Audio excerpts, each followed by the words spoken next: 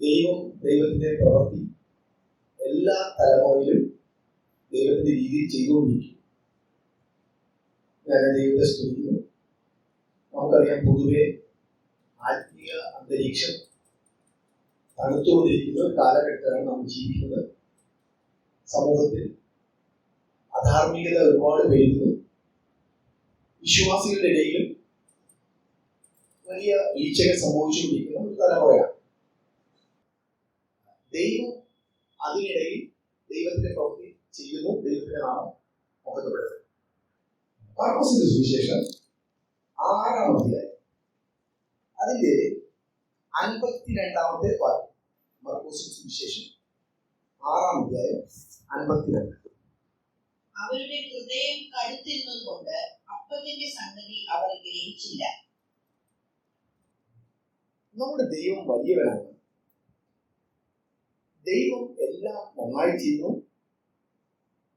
ദൈവം കൃത്യമായിട്ട് ചെയ്യുന്നു. നമ്മൾ ബൈബിളിൽ വായിക്കുന്ന ഒരു വാക്യമുണ്ട്, തക്ക സമയം, ദൈവത്തിന്റെ പെർഫെക്റ്റ് ടൈം. നമുക്ക് അനേക ചോദ്യം ഉണ്ടാക്കുന്ന കാര്യങ്ങൾ നമ്മുടെ ചുറ്റും സംഭവിക്കുന്നുണ്ട്. ആഫ്രിക്കയിലൊക്കെയുള്ള പല പ്രിമിറ്റീവ് ട്രൈബ്സ്, അവരുടെ ജീവിതമൊക്കെ വലിയ കഷ്ടമായി. വസ്ത്രം ധരിക്കാതെ, ഭക്ഷണമില്ലാതെ, മൃഗങ്ങളെ പോലെ പ്രാണികളൊക്കെ വസിക്കുന്നു. അപ്പൊ നമ്മൾ ചിന്തിക്കും, അതെന്താ ദൈവം അങ്ങനെ ഉണ്ടാക്കിയത്? പക്ഷേ ദൈവം അങ്ങനെയല്ല ഉണ്ടാക്കിയത്. ദൈവം സൃഷ്ടിച്ച മനുഷ്യനെ ഏതേൻ തോട്ടത്തിലാണ്. അവിടെ പറയുന്ന വാക്കുണ്ട്, സകലവിധ വൃക്ഷങ്ങളുടെയും ഫലം നിനക്ക് ഇഷ്ടം പോലെ തിന്നാം. നമ്മൾ കാണാത്ത എത്രയോ രുചികരമായ ഫ്രൂട്ട്സ് ഉണ്ട്. ഇതെല്ലാം ഏതേൻ തോട്ടത്തിലുണ്ടായിരുന്നു. അത് ആവശ്യം പോലെ തിന്നാം. അതാണ് ദൈവത്തിന്റെ സൃഷ്ടി. പിന്നെ നമ്മൾ കാണുന്ന ഇങ്ങനെയുള്ള ചരിത്രങ്ങൾ അല്ലെ ഇങ്ങനെയുള്ള സംഭവങ്ങളൊക്കെ മനുഷ്യന്റെ പാപത്തിന്റെ അനന്തരഫലമാണ്. രോഗങ്ങള്, പലവിധമായ പ്രശ്നങ്ങള്, സംഘടനകള് ഒക്കെ ദൈവത്തിന്റെ സൃഷ്ടിയിലുണ്ടായിരുന്നതല്ല, മനുഷ്യൻ പാപം ചെയ്തപ്പോൾ ഉണ്ടായ അനന്തരഫലമാണ്. അപ്പൊ ദൈവം വളരെ നന്നായി മനോഹരമായി കാര്യങ്ങളൊക്കെ ചെയ്തു. ഈ ദൈവത്തെയാണ് ദൈവം നമുക്ക് വെളിപ്പെടുത്തുന്നത്. പക്ഷേ ആ ദൈവത്തിന്റെ കരത്തിലേക്ക്, ദൈവത്തിന്റെ സമയത്തിലേക്ക്, ദൈവത്തിന്റെ പ്ലാനുകളിലേക്ക് നമ്മുടെ ജീവിതത്തെ ഏൽപ്പിച്ചു കൊടുക്കാൻ ഇപ്പോഴും നമുക്ക് ധൈര്യം. അതിന്റെ പേരാണ് വറീസ്, വിചാരം. ദൈവം ചെയ്യേണ്ട കാര്യം ഞാൻ ചെയ്യുമ്പോൾ എനിക്ക് ഉണ്ടാകുമെന്നാണ് വിചാരം. ഞാനല്ല ചെയ്യുന്നതെങ്കിൽ. ഇപ്പൊ നമുക്കറിയാം, സെക്രട്ടേറിയറ്റിൽ എത്രയോ ഓഫീസുണ്ട്, എത്രയോ സ്റ്റാഫുണ്ട്, എത്രയോ കാര്യങ്ങൾ ചെയ്തു തീർക്കാനുണ്ട്. അതിനെക്കുറിച്ച് ആരെങ്കിലും ഈ സെക്രട്ടറിയിൽ ജോലി ചെയ്യുന്നവരല്ലാത്തവരാരെങ്കിലും വിചാരപ്പെടാറുണ്ടോ? അത് നമ്മുടെ പണിയല്ല. എവിടെയാ വിചാരം ഉണ്ടാകുന്നത്? ഞാൻ അവിടുത്തെ ഒരു സ്റ്റാഫ് ആകുകയും എന്റെ ഡിപ്പാർട്ട്മെന്റിലെ കുറെ കാര്യങ്ങൾ ഞാൻ ചെയ്യേണ്ടി വരുമ്പോഴാണ് എനിക്ക് അതിനെക്കുറിച്ച് വിചാരം ഉണ്ടാകും. ഇവിടെ നമ്മൾ വായിച്ചത്, അവരുടെ ഹൃദയം കഠിനപ്പെട്ടിരുന്നത് കൊണ്ട് അപ്പത്തിന്റെ കാര്യം അവർ ഗ്രഹിച്ചില്ല. മനുഷ്യന്മാരുടെ ജീവിതത്തിൽ പലവിധമായ സംഭവങ്ങൾ, കഠിനമായ സംഭവങ്ങൾ ഉണ്ടായി. അതിലേറ്റവും ഗൗരവമേറിയ ഒരു സംഭവമാണ് അപ്പോൾ നടന്നത്. നമുക്കറിയാം, അവര് പടകിൽ കയറി അക്കരയ്ക്ക് പോവുകയാണ്. ഒരു തടാകമാണ്. ആക്ച്വലി അത് കടൽ എന്നൊക്കെ പറഞ്ഞാൽ തടാകമാണ്, നിറയെ വെള്ളമുണ്ട്. അതിലൂടെ പോകുന്ന സമയത്ത് കാറ്റടിച്ചു, തിരകൾ പൊങ്ങി, പടക് മുങ്ങുമെന്ന് തോന്നിയ സമയം ഇവര് ജീവിതത്തിൽ ഏറ്റവും വലിയൊരു പ്രതിസന്ധിയിലായിരിക്കുകയാണ്. എന്താണ്? ഈ കടലിൽ അല്ലെങ്കിൽ ഇവർ യാത്ര ചെയ്യുന്ന ആ തടാകത്തിൽ ശക്തമായി കാറ്റടിച്ച് മുങ്ങുമെന്ന് തോന്നിയ ഒരു സമയം. നമ്മുടെയൊക്കെ ജീവിതമായിട്ടൊന്ന് ചിന്തിച്ചു. ഇതുപോലെയുള്ള സന്ദർഭങ്ങളൊക്കെ നമുക്ക് വരും. പക്ഷേ ഞാൻ പറയാൻ ആഗ്രഹിക്കുന്നത്, അവിടെ എഴുതിയിരിക്കുന്നത് എന്താണ്? അവരുടെ ഹൃദയം കഠിനപ്പെട്ടിരുന്നത് കൊണ്ട് അപ്പത്തിന്റെ കാര്യം ഇവർ ഗ്രഹിച്ചില്ല. കടലില് കാറ്റടിച്ച് തിര പൊങ്ങി വഞ്ചി മുങ്ങാൻ പോവാണ്. ആ സമയത്ത് ബൈബിളിൽ എഴുതിയിരിക്കുകയാണ് അവർ അപ്പത്തിന്റെ കാര്യം ഗ്രഹിച്ചില്ല. അതും ഇതൊക്കെ ബന്ധം. വഞ്ചി മുങ്ങാണ്, ഹൃദയം കഠിനപ്പെട്ടു, അപ്പത്തിന്റെ കാര്യം ഗ്രഹിച്ചില്ല. ഇതിന് തൊട്ട് മുൻപ് സംഭവിച്ചൊരു കാര്യം നമുക്കറിയാം. 5 അപ്പം കൊണ്ട് 5000 പേരെ കർത്താവ് പോഷിപ്പിച്ച ഒരു സംഭവമാണ്. അതിന്റെ തുടർച്ചയായിട്ടാണ് അവിടെ എഴുതിയിരിക്കുന്നത് ഉടനെ എന്നാണ്. അതായത് ഈ 5 അപ്പം കൊണ്ട് 5000 പേരെ പോഷിപ്പിച്ച് കഴിഞ്ഞ ഉടനെ ഇവർ പടകിൽ കയറി അക്കരയ്ക്ക് പോയി. അതിന്റെ കണ്ടിന്യൂഷൻ ആയിട്ടാണ് സംഭവിക്കുന്നത്. എന്തിനായിരുന്നു അവരുടെ ജീവിതത്തിൽ അവർ അഭിമുഖീകരിക്കുന്ന ഒരു വലിയ പ്രശ്നത്തിന് മുൻപിൽ ഇങ്ങനെ ഒരു അത്ഭുതം കർത്താവ് ചെയ്തത്? ആ അത്ഭുതത്തിലൂടെ കർത്താവ് ആരാണെന്ന് അവർ മനസ്സിലാക്കിയിട്ട് ഈ പ്രതിസന്ധിയിൽ അവര് ചഞ്ചലപ്പെടാതെ നിൽക്കണമായിരുന്നു. പക്ഷേ ഇവിടെ ഈ വാക്ക് ശ്രദ്ധിക്കുക, ഹൃദയം കഠിനപ്പെട്ടത് കൊണ്ട് അതിനു മുൻപ് സംഭവിച്ച കാര്യമൊക്കെ അവര് മറന്നു. എന്താ ഹൃദയം കഠിനപ്പെടുക എന്ന് പറഞ്ഞാൽ? ഹൃദയം കഠിനപ്പെടുക എന്ന് പറഞ്ഞാൽ തുടർച്ചയായി കൊലപാതകങ്ങൾ നടത്തുന്ന വ്യക്തികൾ, അല്ലെങ്കിൽ വളരെ ക്രൂരമായ പ്രവർത്തികൾ ചെയ്ത രാഷ്ട്രീയ നേതാക്കൾ, ഇവരെയൊക്കെയാണ് നമ്മൾ പലപ്പോഴും മനസ്സിൽ ഹൃദയകാഠിന്യം എന്നുകൊണ്ട് കാണുന്നത്. ഹൃദയകാഠിന്യം എന്ന് പറയുന്നത് ഏറ്റവും കൂടുതൽ ഉപയോഗിച്ചിരിക്കുന്നത് ദൈവമക്കളോടുള്ള ബന്ധത്തിലാണ്, അല്ലെങ്കിൽ ദൈവത്തിന്റെ അത്ഭുതങ്ങൾ കണ്ടിട്ട് പ്രതികരിക്കാതിരുന്നതിനോട് ബന്ധപ്പെട്ടാണ്. ഇങ്ങനെ വായിക്കുന്നുണ്ട്, ഫറവോന്റെ ഹൃദയം കഠിനപ്പെട്ടു. പുറപ്പാട് പുസ്തകം വായിക്കുന്നു, ഫറവോന്റെ ഹൃദയം കഠിനപ്പെട്ടു. മറ്റൊരു ഭാഗത്ത് നമ്മൾ വായിക്കുന്നുണ്ട്, ദൈവം ഫറവോന്റെ ഹൃദയത്തെ കഠിനപ്പെടുത്തി. ദൈവം കഠിനപ്പെടുത്തി എന്ന് പറയുന്നത് ദൈവം ചെയ്തു എന്ന അർത്ഥത്തിലല്ല. ഈ സൂര്യപ്രകാശം ചെടിയിൽ വീഴുമ്പോൾ ചെടിക്ക് എന്ത് പറ്റും? ചെടി കഠിനപ്പെടും, ഹാർഡാകും. ആക്ച്വലി സൂര്യപ്രകാശമാണോ അതിനെ കഠിനപ്പെടുത്തിയത്? ആ സൂര്യപ്രകാശത്തിൽ ഒരു ഐസ് കൊണ്ട് വെച്ച ഐസിന് എന്ത് പറ്റും? ഐസ് ഉരുകും. ആ സൂര്യപ്രകാശം തന്നെ ചെടിയെ കഠിനപ്പെടുത്തി. അപ്പോ ഒരർത്ഥത്തിൽ നമുക്ക് പറയാം സൂര്യപ്രകാശമാണ് ഇതിനെ കഠിനപ്പെടുത്തിയത്. പക്ഷെ സത്യത്തിൽ കഠിനപ്പെട്ടത് എന്തുകൊണ്ടാണ്? അത് നേച്ചറാണ്. ചെടിയുടെ നേച്ചറാണ് ഇതിനെ കഠിനപ്പെടുത്തിയത്. അതേ സമയത്ത് ഐസ് ആ സൂര്യപ്രകാശം ഒരുക്കി. അപ്പൊ എന്തുകൊണ്ട് ഫറവോന്റെ ഹൃദയം കഠിനപ്പെട്ടു? ദൈവത്തിന്റെ പ്രവൃത്തിയോട് പ്രതികരിച്ചില്ല. നമുക്കറിയാം 9 പ്രാവശ്യം ദൈവം ആരാണ് എന്ന് മോശയിലൂടെ ഫറവോനെ കാണിച്ചു കൊടുത്തു. നമ്മളൊക്കെ സാധാരണ പറയാറുണ്ടല്ലോ, ഞങ്ങൾ ഒരുപാട് അത്ഭുതങ്ങൾ കണ്ടവരാണ്, അല്ലെ, ഒരുപാട് അത്ഭുതം ഞാൻ ചെയ്തു. നമ്മൾ പലപ്പോഴും അതിനെ പോസിറ്റീവായിട്ടാണ് കാണുന്നത്. എന്നാൽ എല്ലാം പോസിറ്റീവ് അല്ല, എല്ലാം നല്ലതല്ല. കാര്യം ദൈവത്തിന് എന്തുകൊണ്ട് കൂടുതൽ അത്ഭുതങ്ങൾ കാണിക്കേണ്ടി വരുന്നു? എന്റെ കൊച്ചിനെ ഞാൻ ട്യൂഷൻ വിട്ടു. എന്തുകൊണ്ട് ട്യൂഷൻ വിട്ടെ? സ്കൂളിൽ പഠിപ്പിച്ചു, മനസ്സിലായില്ല, മനസ്സിലാക്കാനുള്ള കപ്പാസിറ്റി ഇല്ല, അതുകൊണ്ട് ട്യൂഷൻ വിട്ടു. ട്യൂഷൻ വിട്ട വലിയ കാര്യമൊന്നുമല്ല. പക്ഷെ നമ്മൾ അതിന് കാര്യമായിട്ട് പറയുന്നത് എന്തുകൊണ്ട് ദൈവത്തിന് കൂടുതൽ അത്ഭുതങ്ങൾ ചെയ്യേണ്ടി വരുന്നു? ദൈവം ചെയ്ത അത്ഭുതങ്ങളെ നമ്മൾ മനസ്സിലാക്കി അതിനോട് പ്രതികരിക്കുന്നില്ല. ഇവിടെ ഫറവോന്റെ ജീവിതത്തിൽ 9 പ്രാവശ്യം ദൈവം ആരാണെന്ന് കാണിച്ചു. ഫറവോന് വിശ്വസിക്കാൻ പറ്റിയില്ല. അവസാനം വലിയ ദുഃഖത്തിലേക്ക് പോകുന്ന 10ാമത്തെ ബാധയും അയച്ചിട്ട് ആണ് ദൈവത്തിന്റെ പ്രവൃത്തി ചെയ്തത്. അവരുടെ ഹൃദയം കഠിനപ്പെട്ടു. എന്താ കഠിനപ്പെട്ടത്? ഈ 5 അപ്പം കൊണ്ട് 5000 പേരെ പോഷിപ്പിച്ച അത്ഭുതങ്ങളുടെ മുമ്പിൽ അവരപ്പം തിന്നിട്ട് വീട്ടിൽ പോയി എന്നല്ലാതെ അതിലൂടെ ഒന്നും പഠിച്ചില്ല. 2000 വർഷങ്ങൾക്ക് മുമ്പുള്ള കർത്താവ് ശിഷ്യന്മാരെ കുറിച്ച് പഠിച്ചിട്ട് നമുക്കൊരു പ്രയോജനമില്ല. നമ്മുടെ ജീവിതത്തെ നമ്മളൊന്ന് പരിശോധിക്കും.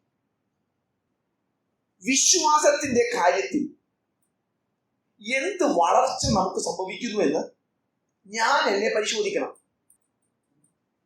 അപ്പത്തിന്റെ കാര്യം ഞാൻ മറന്നുപോയി. എന്റെ ജീവിതത്തിൽ ദൈവം എത്രയോ പ്രവർത്തികളിലൂടെ ദൈവത്തിന്റെ മഹത്വം കാണിച്ചു തന്നു. ഒരുപാട്. പക്ഷെ ആ സംഭവിച്ച സമയത്ത് ദൈവത്തെ സ്തുതിച്ചു, ആ സംഭവിച്ച സമയത്ത് സാക്ഷ്യം പറഞ്ഞു എന്നല്ലാതെ അത് ഞാൻ പിന്നെ മറന്നു കളഞ്ഞു. നമുക്ക് ഈ ചവിട്ടുപടി അറിയാം, വീടുകളിൽ കയറാനുള്ള ചവിട്ടുപടി. ഒരു ചവിട്ടുപടി ചവിട്ടിയിട്ടാണ് നമ്മൾ ആയം എടുക്കുന്നത് അടുത്ത ചവിട്ടുപടിയിൽ കയറാൻ. ദൈവം നമ്മുടെ ജീവിതത്തിൽ രക്ഷിക്കപ്പെട്ട അന്ന് മുതൽ ദൈവം ആരാണെന്ന് കാണിച്ചു തരിക. വചനത്തിലൂടെ, സാക്ഷ്യങ്ങളിലൂടെ, പ്രകൃതിയിലൂടെ, അനുഭവങ്ങളിലൂടെ, അത്ഭുതങ്ങളിലൂടെ ദൈവം വലിയവൻ എന്ന് കാണിച്ചു തന്നിട്ടു. വിചാരത്തിന്റെ വിഷയത്തിൽ, വ്യത്യസ്തമായ വിചാരങ്ങളുടെ വിഷയത്തിൽ നമുക്ക് മാറ്റമുണ്ടാകുന്നില്ലെങ്കിൽ അതിന്റെ പേരാണ് ഹൃദയകാഠിന്യം. അവരുടെ ഹൃദയം കഠിനപ്പെട്ടിരുന്നത് കൊണ്ട് അപ്പത്തിന്റെ കാര്യം അവര് ഗ്രഹിച്ചില്ല. ഈ അപ്പത്തിന്റെ കാര്യം അവർ ഗ്രഹിക്കാഞ്ഞത് കൊണ്ട് സംഭവിച്ച കാര്യങ്ങൾ എന്തൊക്കെയെന്ന് അറിയാമോ? അവരൊന്ന് ഭയപ്പെട്ടു. ഓക്കെ, നമ്മൾ ഭയപ്പെട്ടു പോകാം, മനുഷ്യരാണ്. ഭയപ്പെടുന്നത് നല്ല കാര്യമായിട്ടല്ല, ഭയപ്പെടാൻ പോലും പാടില്ല, കാരണം അതിനു മുൻപ് സംഭവിച്ചു. ഓക്കെ, ഭയപ്പെട്ടു. ഭയപ്പെട്ട സ്ഥാനത്ത് കർത്താവിന് മനസ്സിലായി, എന്റെ മക്കൾ, എന്റെ ശിഷ്യന്മാർ ഭയപ്പെട്ടിരിക്കുക. കർത്താവ് അവരുടെ അടുക്കൽ വെള്ളത്തിന്മേൽ നടന്നു വന്നപ്പോൾ അവരെന്താ പറഞ്ഞതെന്നറിയാമോ? അവിടെ എഴുതിയിരിക്കുന്ന ഒരു രസകരമായ ഒരു വാക്കുണ്ട്. 49-ാമത്തെ വാക്യം ഒന്ന് വായിക്കാമോ? അവൻ കടലിന്മേൽ നടക്കുന്നത് കണ്ടിട്ട് ദൂരമെന്ന് അവർ നിരൂപിച്ച് നിലവിളിച്ചു. അപ്പത്തിന്റെ കാര്യം ഓർത്തിട്ട് ഭയപ്പെടാതിരിക്കണമായിരുന്നു. അപ്പത്തിന്റെ കാര്യത്തെ ഓർത്തിട്ട് അവിശ്വാസത്തെ തോൽപ്പിക്കണമായിരുന്നു.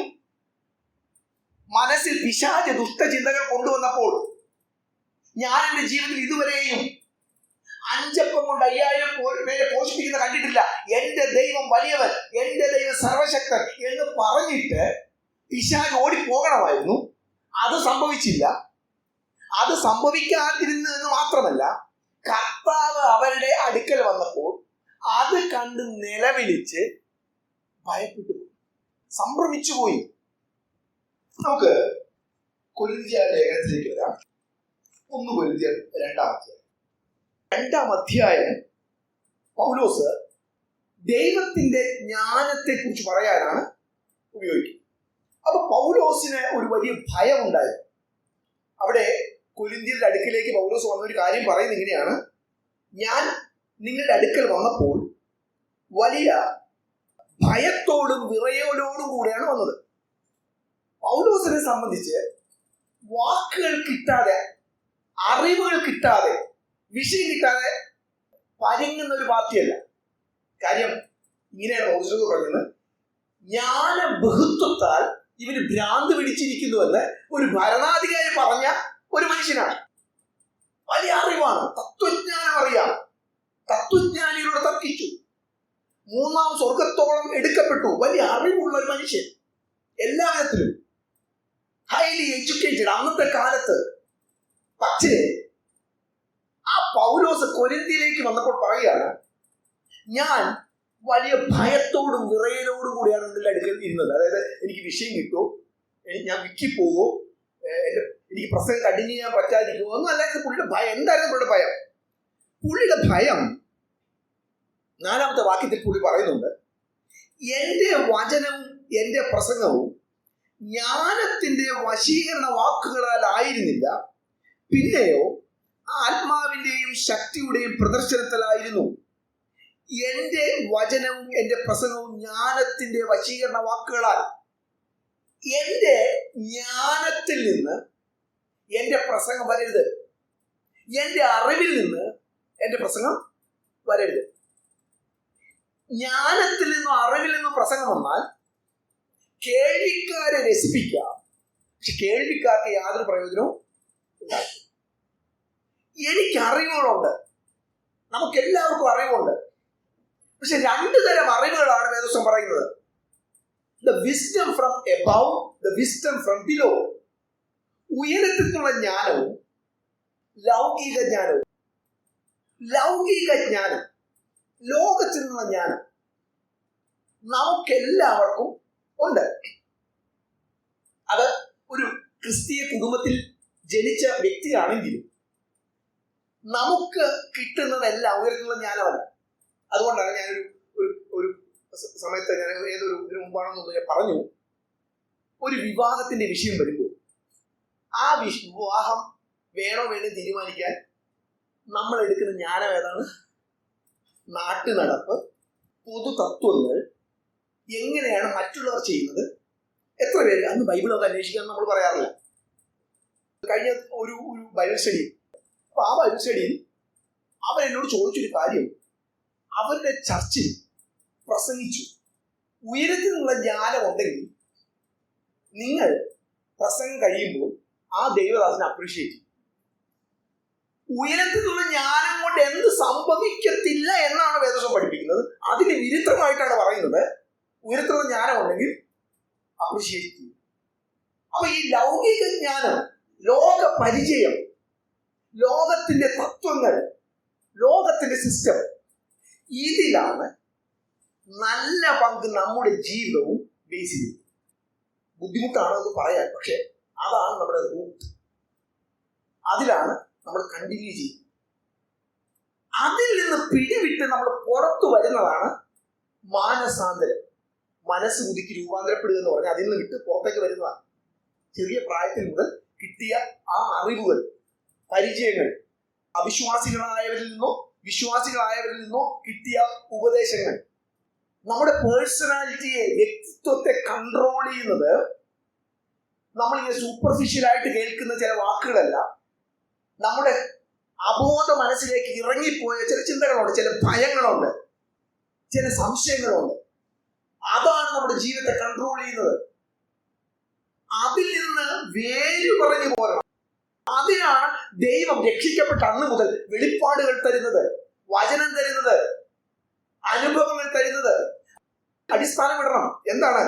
അപ്പത്തിൽ അടിസ്ഥാനം ഇടണം. അപ്പത്തിൽ എന്ന് പറഞ്ഞാൽ 5 അപ്പം കൊണ്ട് 5000 പേരെ പോഷിപ്പിച്ചവനാണ് എന്റെ ദൈവം.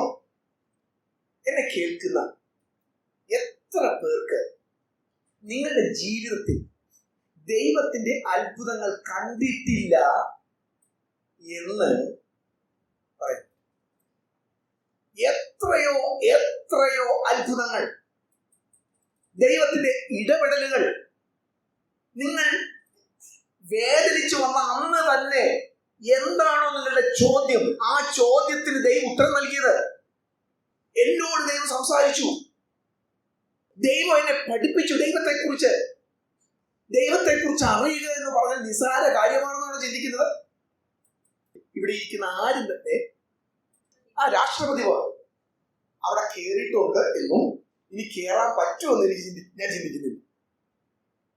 അങ്ങനെയുള്ള ഒരു മാനുഷികമായ ഒരു അധികാരി അത്രമാത്രം ഉയർന്ന നിലയിലാണെങ്കിൽ ഈ പ്രപഞ്ചത്തെ മുഴുവൻ ഉണ്ടാക്കിയ ദൈവത്തെ അറിയാൻ, ദൈവത്തിന്റെ അടുത്തേക്ക് ചെല്ലാൻ, ദൈവത്തിന്റെ പാലസിലേക്ക് ചെല്ലാൻ, മുഖാമുഖം ഇടപെടുവാനുള്ള അനുവാദം തന്നു എന്നൊക്കെ പറഞ്ഞാൽ, പ്രിയ ദൈവമക്കളെ, ഹൃദയം കഠിനപ്പെട്ടാലുള്ള പ്രശ്നം നമ്മള് അപ്പം തിന്നുകൊണ്ടേയിരിക്കും. പക്ഷെ നമ്മള് ജീവിതം വിചാരപ്പെട്ടു, ദുഃഖിച്ചു, വിചാരത്തിൽ നിന്നുണ്ടാകുന്ന പ്രാർത്ഥനയും ഉപവാസവും നടത്തി നമ്മുടെ ജീവിതം. ഇവിടെ പൗലോസ് പറയുന്നത്, എന്റെ ഭയമെന്ന് പറയുന്നത് മാനുഷിക ജ്ഞാനം എന്നിൽ നിന്ന് പുറത്തു വരുമോ? എന്റെ പരിചയങ്ങൾ, എന്റെ അനുഭവങ്ങൾ, ഞാൻ കണ്ടത്, ഞാൻ കേട്ടത്, ഈ ലോകത്തിന്റെ കാര്യങ്ങളിൽ നിന്ന് പുറത്തു വരുമോ? പുള്ളി ഭയം അതാണ്. അതുകൊണ്ട് യാതൊരു പ്രയോജനമില്ല. ഉയരത്തിലുള്ള ജ്ഞാനം പുറത്തേക്ക് വരണം. 9-ാമത്തെ വാക്യം വായിക്കാമോ? 2:9.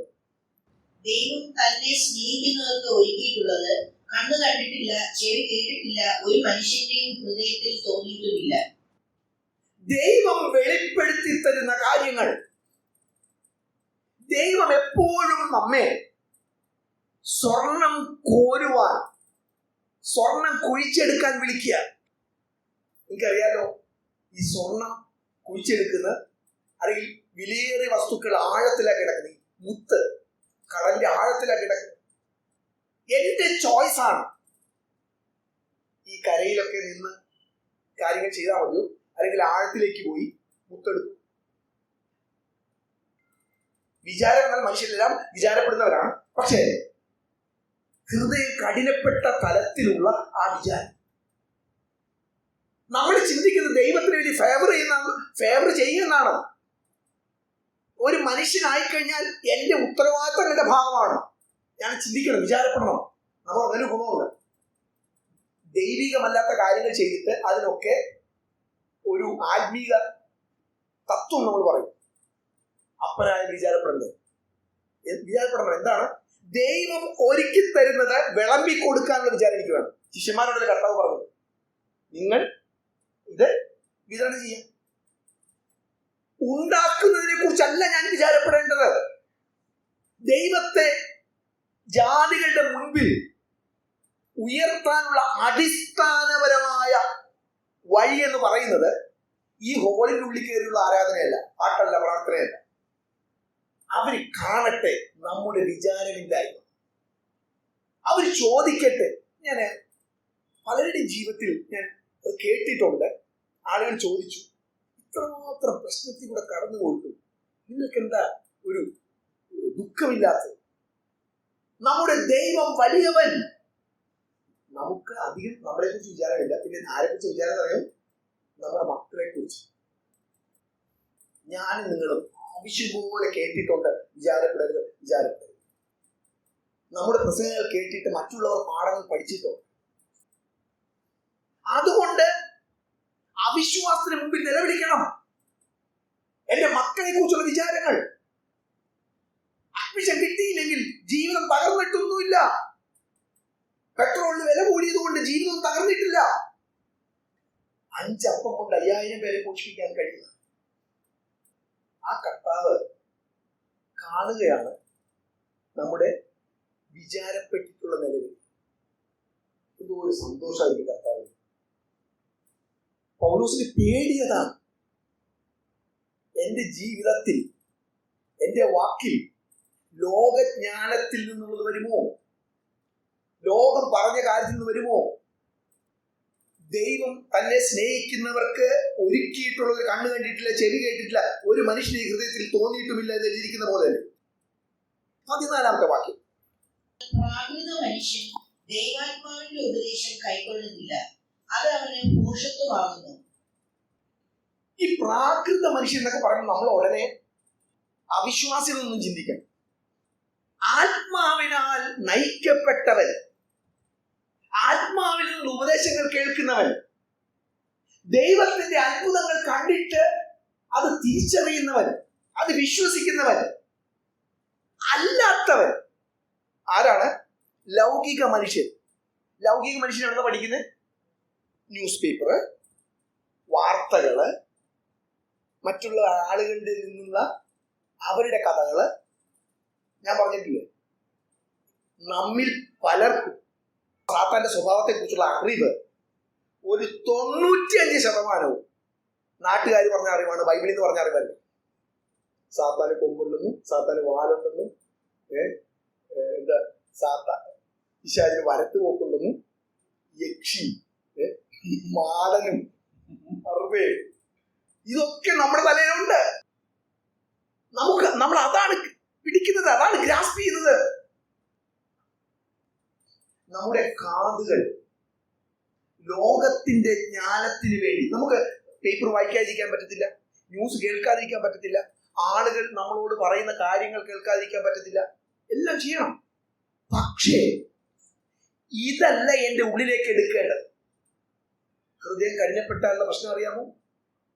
ഹൃദയം കഠിനപ്പെട്ട് കഴിഞ്ഞാൽ ഞാൻ ദൈവത്തിന്റെ വചനങ്ങൾ കേൾക്കുകയില്ലെന്ന് മാത്രമല്ല, വേണ്ടാത്തതൊക്കെ കേൾക്കും. എബ്രായ ലേഖനത്തിൽ വളരെ ശക്തിയായിട്ട് അതിനെക്കുറിച്ച് മുന്നറിയിപ്പുകൾ തരുന്നു.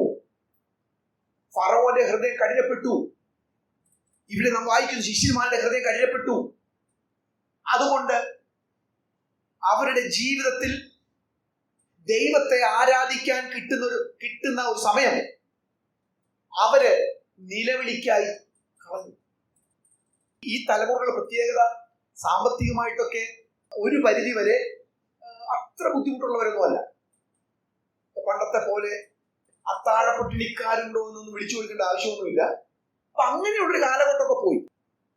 എന്നിട്ടാണ് നമുക്ക് മുമ്പുണ്ടായിരുന്ന തലമുറയേക്കാൾ നമ്മളെ വിചാരപ്പെട്ട് ഭയപ്പെട്ട് മനസ്സ് തളർന്ന് നിലവിളിക്കും. നമുക്ക് കണ്ണുകൾ അടച്ച് നമ്മുടെ ജീവിതത്തിലേക്ക്